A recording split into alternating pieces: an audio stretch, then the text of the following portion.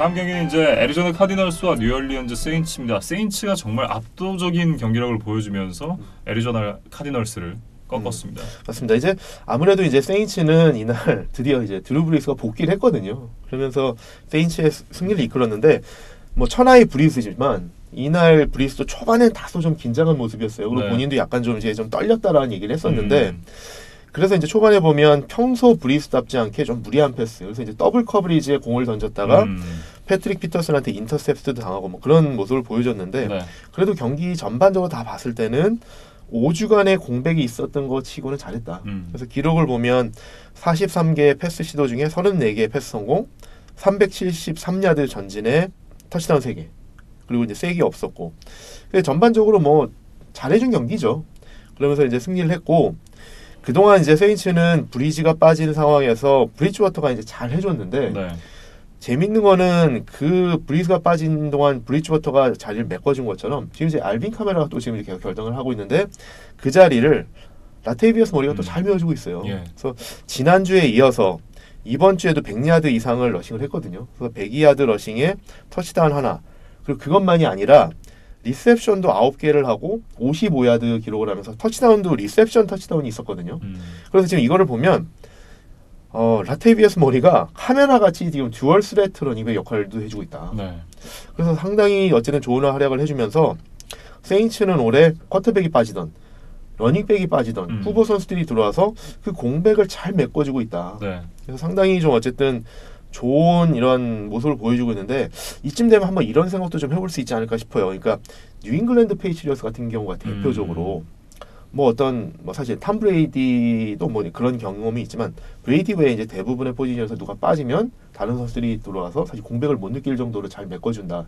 이런 부분들이 그래서 이제 시스템이 상당히 훌륭하다 얘기를 하는데, 그래서 벨리책 감독과 시스템이 상당히 좋다라는 얘기를 하는데 이쯤 되면 세인츠도 션 페이튼 감독과 그 시스템이 정말 훌륭하다 이런 얘기를 해볼 수 있지 않을까 싶습니다. 그래서 뭐 앞으로 이제 후반기도 봐야 되겠지만, 그리고 뭐 플레이오프까지도 계속 어쨌든 얼마나 잘하는지는 봐야겠지만 지금까지는 그 션 페이튼 감독이 올해의 감독상에 가장 근접해 있지 않나 그렇게 생각을 좀 해봅니다.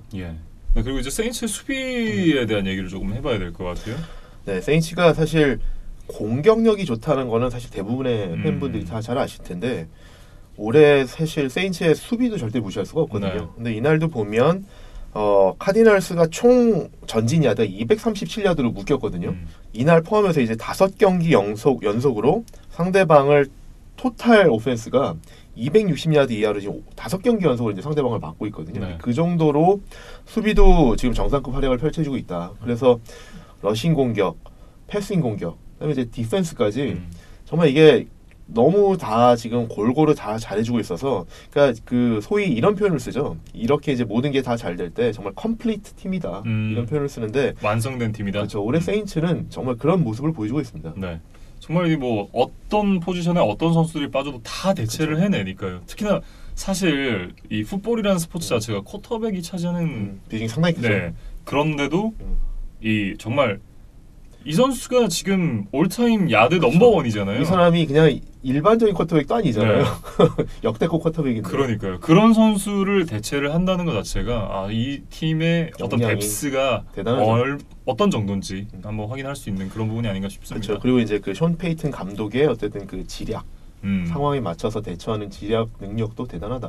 좀 얘기를 하고 싶고, 전에 한번 사실 말씀드린 적이 있지만 아쉬운 거는 카우보이스가 올해 만약에 게럿하고 이제 시즌 후에 재계약을 안 하면 그 자리를 션 페이튼이 가면 어떨까라는 기대를 했고, 사실은 뭐 아시는 분들도 있을 수 있는데 션 페이튼이 그 카우보이스하고 올 시즌 직전에 약간 협상 중이었거든요. 그러니까 뒤에서 협상 중이었고 그게 얘기가 좀 새 나갔어요. 새 나갔고 뭐 실제로 그렇게 됐었으면 얼마나 좋았을까라는 아쉬움이, 지금 이제 세인츠가 이만큼 잘하는 걸 보면서 더 이제 좀 아쉬움이 남습니다. 어찌됐든 게럿보다는 나았겠죠. 카우보이스 얘기. 뭐 사실 그거는 의심의 여지가 없는 부분이라. 그렇습니다. 그리고 이제 카디널스 얘기도 잠깐 좀 해보면 카디널스가 이 경기에서 사실 이제 결과적으로는 크게 패하긴 했지만 3쿼터 중반까지는 10대 6으로 상당히 타이트하게 경기를 가져갔었거든요. 그런데 어디서 경기가 완전히 이제 바뀌었냐면 3쿼터 중반에 카디널스가 자기 진영 30야드에서 4앤1 상황이었는데 그때 공격을 했거든요. 고포릿을 해서 실패를 하면서 그 세인츠가 카디널스 진영 30야드에서 공격을 하면서 바로 터치다운을 했거든요. 네. 그러면서 이제 점수 차이가 이제 17대6으로 그때부터 이제 벌어지기 시작했는데 이 경기 후에 이 공격에 대해서 킹스베리 감독이 뭐라고 얘기를 했냐면 그때 상황이 인터셉트를 한 직후의 포지션이었기 때문에 인터셉트를 한 상황에서 뭔가 좀 이거를 좀 득점화하고 싶은 욕심이 있었다라는 얘기를 했어요. 근데 이제 저는 무슨 생각이 드냐면 물론 이제 그런 욕심이 들 수도 있죠. 근데 이제 상황인 만큼 10대 6에 사실 한 포지션 차이잖아요. 이제 풀 원 포지션도 아니고 그 이제 4점 차인데 그리고 위치가 이 지금 필드 포지션이 보면은 본인 진영 30야드였다라는 거죠. 이게 또 세인츠 진영 30야드는 또 다른 얘기인데 그렇죠. 본인 진영 30야드라는 거는 거기서 실패를 하면 바로 이제 세인츠가 바로 이제 필드골 레인지에서부터 공격을 시작하는 거잖아요. 네. 그러니까 너무 좀 그게 좀 리스키한 선택이 아니었느냐. 그래서 저는 아까 사실 이제 브레이블 감독 때도 이런 얘기를 했지만 그 사실은 이제 지금 전반적으로 보면 리그에 젊은 감독들이 많아지고 네. 또 특히 공격 중심적인 상당히 이제 좀 공격형 감독이 많아지고 있기 때문에 최근에 보면 감독들이 좀 리스크 테이킹을 많이 하거든요. 근데 그게 이제 사실은 필요한 상황도 있고 적절히 리스크를 관리할 상황도 있거든요. 근데 이제 그런 부분에 있어서 조금 그 상황에 따라서 좀 어떻게 보면 리스크 관리가 더 나은 상황일 수도 있는데 너무 큰 리스크 테이킹을 했다가 그게 좀 안 좋게 작용하는 경우들. 네. 이 지금 카디널스 그 포스 다운 고프릿 한 것도 그렇죠. 그런 상황이 아니었나라는 생각이 듭니다. 분위기를 탄 김에 스노볼을 굴려보고자 했으나 그 스노볼이 역으로 올라갔다. 그렇죠. 네. 그게 좀 아쉬웠죠. 근데 어쨌든 그래서 이제 31대 9로 패했는데 그리고 이제 3연승이 그래서 이제 멈췄죠. 네. 그게 아쉽지만 그래도 이제 카디널스 입장에서 희망적인 걸 또 하나 찾아보자 그러면 부상으로 이제 좀 못 나왔던 와이드 리시버 크리스천 커크가 이날 복귀해서 8개의 리셉션과 79야드를 기록했거든요. 그래서 네. 이제 앞으로 이제 그 후반기에 카일러 머리가 같이 이제 공격을 할 수 있는 좋은 웨펀이 다시 하나 또 복귀했다라는 네. 건 좀 고무적인 상황이라고 할 수 있을 것 같습니다. 예. 어찌됐든 이제 이 애리조나 카디널스가 패배를 하긴 했지만 카일러 머리 선수에 대한 평가는 사실 여전히 뭐 나쁘지 않다라는 얘기가 계속 나오고 있거든요. 나쁘지 않고 사실 이제 이게 이제 뭐 아직 이제 후반기도 남아 있기 때문에 너무 섣부른 예측은 그렇지만 벌써 현지에서도 무슨 얘기를 하냐면 이 카일러 머리가 전체 1순위로 뽑혔었잖아요. 그러면 이제 지금 쿼터백들만이 아니라 다른 포지션 선수들 다 합쳐서 이제 1순위라는 건데 그래서 이제 여러 명한테 이제 비교가 되는데 바로 2순위로 뽑혔던 닉 보사. 그다음에 이제 쿼터백들 중에서도 6번째였던 데니얼 존스, 15번째였던 드웨인 해스킨스에 이제 비교가 많이 되는데 쿼터백 중에서는 그래도 지금 뭐 제일 잘하고 있죠. 그런 뭐 얘기들 많이 하고 닉 보사가 지금 너무 잘하고 있기 때문에 어마어마하죠. 그래서 닉 보사하고 카일러 머리를 지금 놓고 다시 뽑는다 그러면 누굴 뽑겠느냐라는 얘기들을 좀 많이 하거든요. 네. 그런데도 보면 뭐 여전히 카일러 머리를 뽑겠다는 사람도 꽤 있어서 뭐 카일러 머리가 나쁘지 않은 것 같다. 네. 이렇게 말씀드릴 수 있을 것 같습니다. 보사가 너무 잘하고 있어요.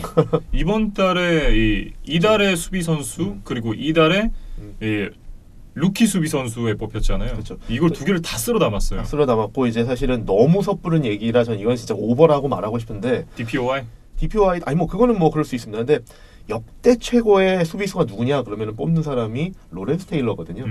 오리지널 LT. 근데 지금 벌써 그 닉 보사를 로렌스 테일러에 비교하는 사람들도 나오고 있어요. 근데 이거는 좀 너무 오바다. 로렌스 테일러라고 그러면 사실 이제 뭐 탐 브레이디, 조 몬테나, 짐 브라운, 제리 라이스 등과 함께 진짜 고트라고 꼽히는 선수거든요. 근데 닉 보사가 너무 잘하고 있긴 하지만 지금 이제 반 시즌 뛴 거 가지고 로렌스 테일러랑 비교하지 말자. 아직은 비비지 말자. 아직은 좀 오바다. 네. 어쨌든 뭐 워낙 잘하고 있으니까요. 그렇죠. 네. 그 영향력이 엄청나죠 지금. 뭐 그 얘기는 일단 네. 마이너스 경기 때 얘기를 하도록 하고요. 이제 다음 경기는 신시내티 벵갈스와 LA 램스의 경기입니다. 이 경기는 사실 램스가 이겼지만 여전히 램스는 작년과 같은 그런 어떤 폭발적인 그런 공격력의 팀은 아닌 것 같습니다. 맞아요. 그런 느낌이 없어요. 최소한 러닝 게임은. 그래서 그런 부분들이 참 아쉬운데 그래도 이날은 상대적으로 패싱에서는 조금 다양한 플레이 콜을 했고 특히 아주 재밌는 플레이도 하나 나왔죠. 더블 리버스 플리커가 나왔거든요. 그래서 이제 그런 변칙 플레이들도 모처럼 좀 섞었으면서 조금 패싱 공격 활기를 띄웠는데 그래서 이제 제러드 거프도 경기 후에 이런 얘기를 했어요. 아 이런 플레이를 좀 더 많이 하면 좋겠다라고 얘기했는데 뭐 많이 하면 웃음이 나오네요. 아니 네. 뭐 많이 하면 좋죠. 근데 어쨌든 저는 이런 생각을 합니다. 분명히 이제 램스도 계속 이제 공격을 다양화해야 되고 고프도 그 역할을 해줘야 되는데 지금 램스의 공격에서 가장 큰 비중을 차지하는 선수가 누구냐? 그러면은 쿠퍼컵 리시버가 아닌가 싶습니다. 근데 이제 이날도 쿠퍼컵이 보면 220야드의 터치다운 하나를 해줬고 네. 특히 전반전에만 165야드를 리셉션을 했거든요. 정말 엄청난 게 활약을 펼치고 있는데 이 공격에서 차지하고 있는 컵의 그 어떤 그 존재감만이 큰 게 아니라 이게 갈수록 이 좋은 역할을 해주면서 제러드 거프가 컵에게 기대는 어떤 심적인 의존도도 갈수록 커지고 있는 것 같다. 그래서 전 보면서 이제 무슨 생각이 들었냐면 에델만이 브레이디에게 가져다주는 그런 효과가 지금 램스에서는 컵이 고프한테 그런 존재다라는 생각이 좀 들더라고요. 네. 그러면서 실제로 이제 어떤 경기력이나 그런 스탯 같은 걸 봐도 이제는 쿠퍼컵도 줄리언 에델맨과 함께 그 리그 최고의 슬롯 리시버 중에 한 명을 뽑아야 되지 않나라는 생각을 했습니다. 물론 네. 이제 덩치를 봤을 때는 쿠퍼컵이 조금 크긴 하지만 기량으로 봤을 때 쿠퍼컵이 워낙 지금 잘하고 있기 때문에 네. 그런 생각을 좀 해봤습니다. 특히 이제 쿠퍼컵이 이날 경기에서도 보면은 단순히 슬롯에서만 나와서 잘해주는 게 아니라 아웃사이드 리시버로 라인업에서도 좋은 플레이를 많이 보여주고 있거든요. 네. 그러니까 이 전천후 리시버로 성장해가고 있다. 이런 것들이 상당히 좀 임프레시브했습니다. 네. 신시내티는 뭐 반면 좀 그냥 신시내티 했다라는 말밖에 안 나오던데요. 사실 이제 점수가 말해주는 것보다는 좀 잘한 것 같아요. 근데 이제 특히 그게 왜 그러냐면 이런 것 같아요. 이런 변수도 이런 요소도 있지 않았을까라는 생각이 드는데 그 신시내티의 잭 테일러 감독이 숀 맥베이의 예전 어시스턴트였거든요. 그러니까 숀 맥베이를 만나서 그 본인이 예전에 모셨던 보스한테 본인도 이제 본인을 증명해 보이고 싶은 그런 것도 있었을 거고 뭐 지금 전패이기 때문에 잃을 게 없다라는 입장에서 상당히 좀 공격적인 플레이도 많이 했어요. 네. 좀 이렇게 어떻게 보면 좀 무리한 공격이다라고 싶기도 했는데 포스다운에서 여러 차례 고프를 했고 롱패스도 상당히 좀 여러 번 성공시키면서 이날은 그래도 뭐 그 앤디 덜튼도 그렇고 벵갈스도 그렇고 모처럼 그래도 좀 제대로 된 공격을 좀 보여줬다라는 생각을 했는데 그 바탕에는 저는 이제 뭐 앤디 덜턴도 있고 리시버들도 잘해줬지만 저는 러싱 공격이 잘했기 때문이 아닌가라는 생각을 합니다. 그래서 이날 전반에 조 믹슨 그러는 지오바니 버나드 이 콤비가 상당히 잘해줬고 그래서 그 러싱 공격 바탕으로 해서 전반에 10대10 동점까지 갔었거든요. 그래서 그 바탕에는 러싱 공격이 있었는데 나중에 이제 결국 이제 투 포지션 차이로 벌어지니까 네. 그때는 이제 러싱 공격이 아니라 다시 패싱 공격 중심으로 가야 되는데 그때 또 좀 버거워지더라. 그럼요. 달튼이니까. 그래서 다시 네. 좀 버거워지더라. 그래서 사실 이게 하나만 잘하면 되고 진짜 우승권을 노려볼 만한 팀이 되려면 이것저것 다 잘해야 된다는 게 네. 경기 상황에 따라서 하나를 포기할 수밖에 없는 상황이 되면 결국 다른 거에 의존할 수밖에 없는데 그렇죠. 그게 취약하면 결국 쫓아갈 수가 없더라. 이런 부분들이 좀 아쉬웠습니다. 네. 근데 하나 재밌는 거 좀 말씀드려보면 벵갈스가 지금 0승 8패예요. 전패이긴 하지만 벵갈스가 올해 잘했던 경기들을 좀 보면 개막전 시애틀 시옥스한테 한 점 차로 패했거든요. 그리고 이날 램스를 상대로도 나름 좋은 경기력을 보였고 그 다음에 애리조나 카디널스 물론 약체긴 하지만 카디널스하고 3점 차 승부를 펼쳤거든요. 이 팀들이 다 NFC 웨스트에 있는 팀들이기 때문에 신시내티가 아예 그냥 NFC 웨스트로 좀 바꾸면 좀 더 잘할까라는 생각을 그냥 물론 이제 그냥 우스갯소리입니다만 네. 지구를 좀 바꾸면 좀 나아지지 않을까라는 생각도 해봤습니다. 선수를 바꾸는 게 빠르지 않을까라는 생각이 좀. 물론 리그에서 뭐 지구 바꾸는 건 협조를 안 할 거기 때문에 선수나 감독을 바꾸는 게 뭐 빠르긴 하겠죠. 예, 벵갈스와 램스의 경기는 램스가 승리를 가져갔고요. 예, 다음 경기는 필라델피아 이글스와 버팔로 빌스의 경기인데 사실 이글스의 약점은 공격력 그리고 빌스의 강점은 수비력이라고 생각을 했었는데 그 생각이 완전히 산산이 부서졌던 그런 경기였어요. 사실 원정 경기였기 때문에 이글스한테 좀 힘든 경기가 되지 않을까 싶었는데 네. 지난주에 저 이런 표현을 썼거든요. 이글스가 카우보이스하고 붙었을 때 카우보이스가 더 절박했기 때문에 카우보이스가 그런 마음으로 이겼다라고 말씀을 드렸는데 이글스가 사실 이날 패하면 3승 5패가 되고 또 더군다나 이제 앞으로 다가오는 경기들이 이제 뉴잉글랜드, 시애틀 물론 이제 바로 직후 경기는 이제 시카고라서 조금 덜하긴 하지만 네. 어려운 경기들이 있기 때문에 패하면 안 된다라는 절박한 마음이 이때 있었던 것 같다. 그래서 이날은 조금 더 이제 절박한 모습으로 이글스가 임하지 않았나. 근데 이게 제가 절박한 모습, 뭐 절박한 마음 이런 거에 대해서 이제 우리 시청자분들이 어떻게 생각하실지 모르겠지만 심리적인 요소가 상당히 크거든요. 그리고 어쨌든 그게 사실은 팀 결속력, 그다음에 어쨌든 정신적인 무장 그런 게 상당히 큰 요소이거든요. 자, 스포츠에서는 멘탈이 그만큼 중요하잖아요. 그렇죠. 네. 그래서 이제 이글스가 이번 주에는 좀 더 그런 모습으로 조금 좀 마음을 다지고 나오지 않았나라는 부분이 좀 보였고요. 네. 어쨌든 이날 공격에서 이글스가 좋은 모습을 보여줬다고 말씀하셨는데 그런 모습을 보여줄 수 있었던 건 아까 벵글스 말씀드린 것처럼 이글스도 이날 러싱 공격 상당히 좋았습니다. 그래서 제가 계속 시즌 초에 이런 말씀을 드렸거든요. 마일스 샌더스, 조던 하워드 이 콤비가 좋은데 이 콤비가 포텐을 터트려줘야 된다. 근데 이날 드디어 이제 그런 모습을 보여줬어요. 전반에 마일스 샌더스가 65야드 러싱에 터치다운 포함해서 이제 74야드를 했고 후반에는 그걸 이제 조던 하워드가 넘겨받아서 96야드 러싱에 터치다운을 했기 때문에 팀 전체적으로 봤을 때 이날 러싱이 218야드나 뛰었거든요. 그러면서 이 러싱 공격이 되면 타임 오브 포제션, 경기의 주도권 이런 걸 가져올 수 있는 효과가 있기 때문에 네. 상당히 이글스가 좀 이렇게 경기를 좀 원활하게 가져갈 수 있었다라는 게 상당히 중요하고 네. 또 이날 하나는 이글스의 수비 프런트 세븐이 상당히 잘해줬다.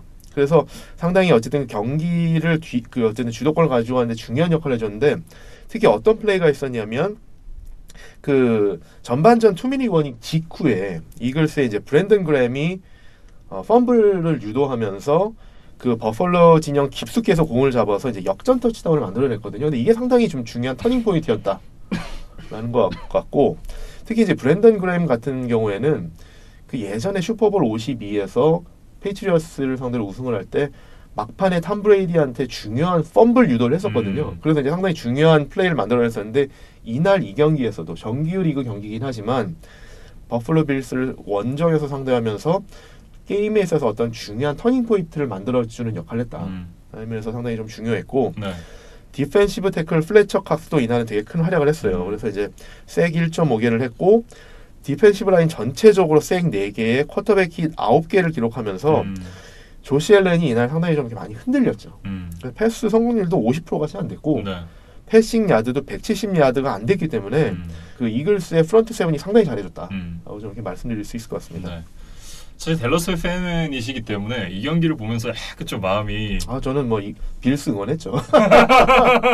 그래서 사실 그 만약에 빌스가 이겨줬으면 이제 이글스가 3승 5패가 되면서 카우보이스 경기차가 더 벌어지는데 그렇죠. 또 다시 이제 반경기 차이가 되면서 좀 불안불안. 그 마음이 조금 딸랑딸랑해지셨을 것 같아요. 좀 불안했죠. 네. 근데 어쨌든 이글스가 상당히 이날은 중요한 사실 이제 러싱 게임 그다음에 강력한 패스 러시 이게 사실 올드스쿨 경기 방식인데 네. 그런 올드스쿨 방식으로 이날은 참 좋은 경기를 해냈다. 근데 어쨌든 이글스는 아직도 팀이 부상이 상당히 많아요. 그래서 아직도 이제 풀 스트렝스는 아닌 것 같은데 네. 그래서 이제 어떻게 보면 아직도 좀 이렇게 발전할 룸이 더 있다라고 말씀드릴 수 있을 것 같은데 특히 이제 디펜시브 라인의 티미 저니건 그다음에 저번에 이제 부상으로 나갔던 이제 아반테 매덕스 공격에서도 레프트 태클 제이슨 피터스나 디션 잭슨 등이 아직도 이제 복귀를 못 하고 있기 때문에 아마 조만간은 복귀할 것 같아요. 근데 아직도 이제 그 경기력을 이 선수들이 그 기여를 못 하고 있기 때문에 아직도 이글스는 더 발전할 룸은 있다라고 네. 말씀드릴 수 있을 것 그래서 같습니다. 오히려 이제 플레이오프 진출을 하게 된다면 굉장히 좀 강력한 또 후보가 될 수 있겠다라는 그렇죠. 생각도 들어요. 그러니까 특히 이제 전반전에 이런 악재를 한 번에 겪고 후반에 가서 이게 그 다시 좀 이렇게 모멘텀을 쌓아가서 그 모멘텀을 타서 간다 그러면 뭐 지구 우승으로 가던 와일드 카드로 가던 뭐 풋볼만이 아니라 야구도 그렇잖아요. 이번에 뭐 와일드 카드 팀이 우승을 했지만 네. 제가 어디서 기사를 읽었는데 이 4월 5월 지나고 나서부터의 성적은 워싱턴이 굉장히 좋았다 그래요. 지금 야구 말씀하시는 거죠? 네. 그렇죠. 그러니까 야구도 그렇고 뭐 이렇게 풋볼도 그렇고 막판에 누가 모멘텀을 타고 그렇죠. 올라가느냐가 상당히 중요하지 않습니까? 근데 그렇기 때문에 진짜 말씀하신 것처럼 이글스가 후반기에 지금 제 전반기에 그 어려웠던 부분들이 다 이제 회복이 돼서 탄탄한 조직력을 다시 회복하고 그 막판에 모멘텀을 탄다 그러면 또 무서운 팀이 될 수도 있거든요. 그렇죠. 그런 부분들은 항상 좀 이렇게 좀 눈여겨볼 필요가 있죠. 네. 라이벌로서. 뭐 사실 괴롭습니다. 버펄로에 대해서도 잠깐 좀 말씀을 드려보면 네. 버펄로 입장에서는 상당히 좀 아쉬움이 남는 경기예요. 근데 왜 그러냐면 홈 경기이기도 했지만 그렇죠. 이날 경기가 빌스 입장에서는 상당히 본인들이 원하는 페이스로 끌고 갈 수 있는 상황이 여건이 조성이 됐었어요. 왜냐하면 이날 계속해서 보슬비가 내렸고 바람이 뭐 32km 시속 32km 가량 되는 바람이 불었거든요. 그렇다라고 그러면 패싱 공격이 힘들어지죠. 그렇죠. 그러면 이제 러싱 공격과 디펜스의 대결이 되거든요. 그러니까 러싱 공격 대 러싱 디펜스의 대결이 되게 되는데 그렇다고 그러면 버플로가 유리한 게 아닌가라는 생각을 했었는데 네. 의외로 버플로 빌스의 이날 러닝 공격이 좀 부진했고 맞아요. 그래서 이날 빌스의 리딩 러셔가 누구였냐면 조시 앨런이에요. 조시 앨런이 45야드를 뛰었는데 그게 어쨌든 리딩 러셔였다라는 게 상당히 좀 아쉬웠고 또 오히려 그 강한 디펜시브 배틀이 되면 지금 이제 상승세인 빌스 디펜스가 잘하지 않을까라는 생각을 했는데 오히려 이글스의 프런트 세븐은 조금 더 좋은 경기력을 보여주면서 이날 경기는 조금 여건은 빌스한테 유리하게 조성이 됐는데 네. 더 절박한 이글스가 이기고 뭐 그런 결과가 나왔다. 막상 뚜껑을 열어보니까 좀 빌스보다는 이글스가 더 잘했다. 네. 네. 그래서 그런 면에서 빌스는 좀 아쉬운데 이제 빌스 입장에서는 그래도 다음 4경기가 레드스킨스, 클리블랜드 브라운스, 마이애미 돌핀스, 그다음에 덴버 브론코스거든요. 그래서 이날 패했지만 앞으로 이 추후 4경기를 보면 9승 2패까지 될 가능성도 상당히 높다.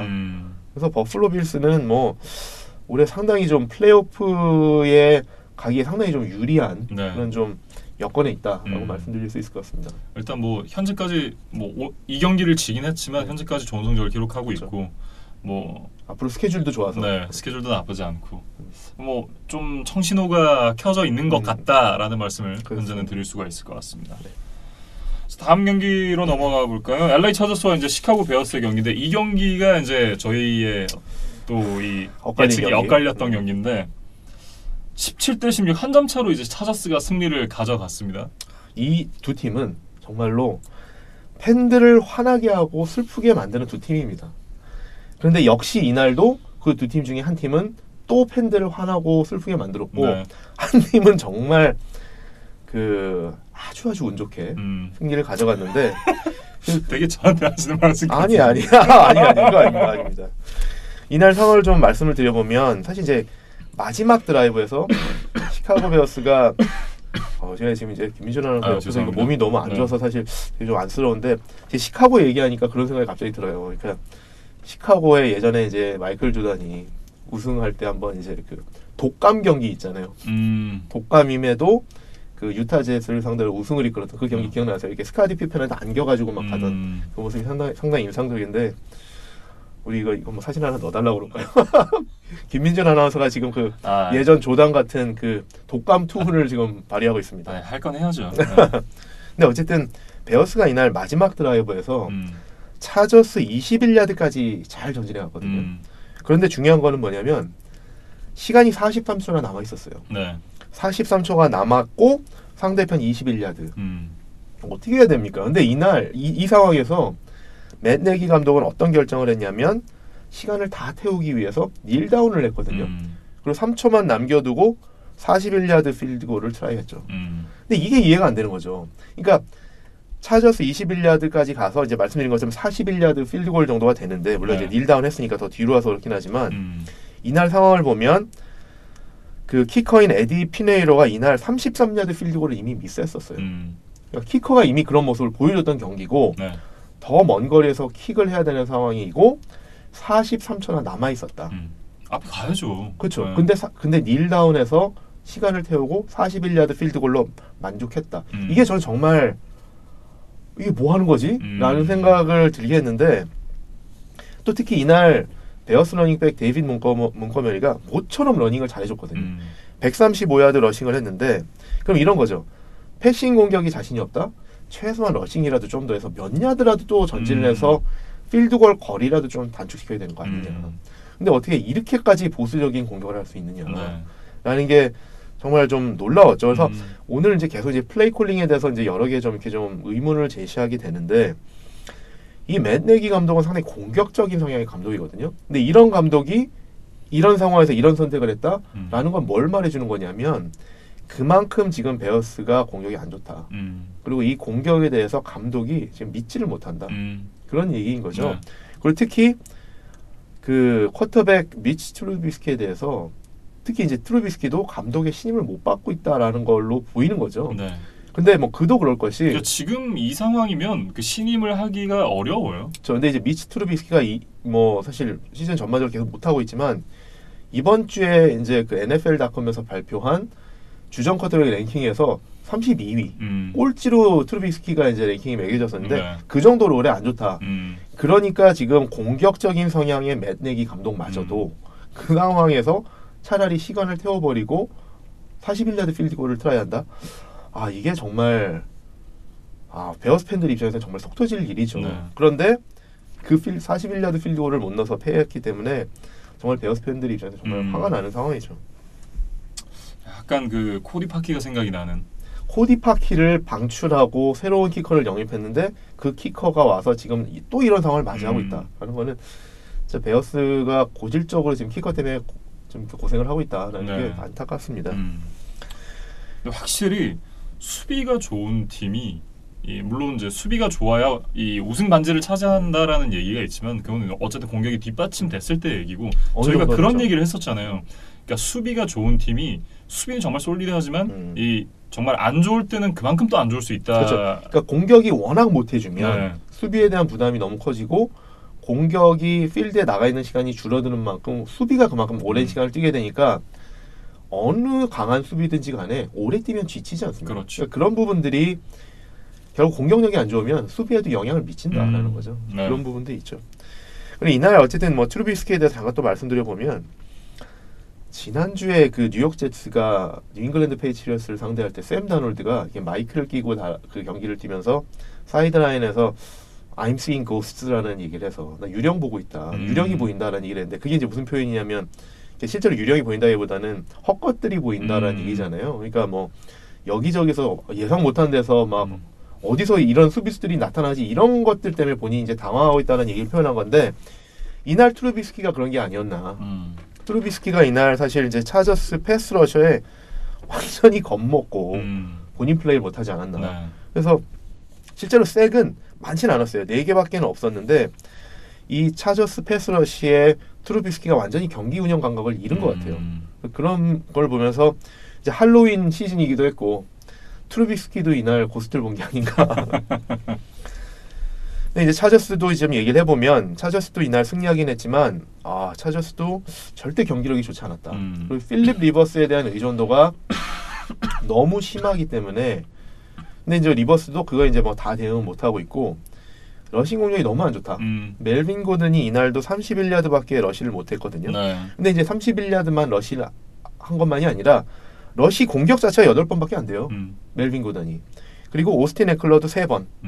그 말은 러시 공격이 안 되니까 그냥 러시 공격 버렸다는 거거든요. 그러니까 패스의 의존도가 너무 높다는 그렇죠. 거죠. 그러니까 이 정도로 러싱 공격이 안 된다라는 거면 사실은 어느 팀이나 이제 원디멘션하게 해지는 거고 그러면 공격력이 그만큼 효율성이 떨어지고 그러니까 이날 사실 이긴 거는 상당히 좀 운 좋게 그렇죠. 상대방의 필드골 미스로 이기긴 했지만 차저스도 상당히 좀 지금 상황이 너무 안 좋다라고 말씀드릴 수 있습니다. 네.